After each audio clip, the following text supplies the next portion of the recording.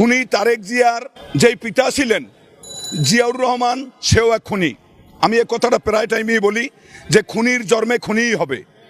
উনি ওই লন্ডনে বইয়া ষড়যন্ত্র করতেছে কিভাবে গণতন্ত্রের নেত্রী, বাঙালি জাতির শেষ ঠিকানা, বাঙালির অহংকার, বিশ্বনেত্রী, মানবতার নেত্রী মাননীয় প্রধানমন্ত্রী শেখ হাসিনাকে কিভাবে হত্যা করা যায়, কিভাবে তারে শেষ করা যায়, আওয়ামী পরিবারকে কিভাবে ধ্বংস করা যায়, এটাই লন্ডনে বই একটা শখ তৈরি হচ্ছে।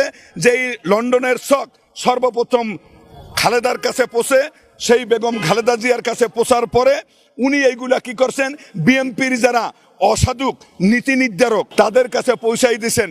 তাই রাজশাহীর মহানগর বিএনপির আহ্বায়ক, আমি তার নাম ডানাতে আমার ঘৃণা লাগে, আমি বাঙালি হিসাবে লজ্জা পাই, সেই আবু সাইদ চান, এই কুলঙ্গার জারক সন্তান, উনি একজন রাষ্ট্রের প্রধান, জনগণের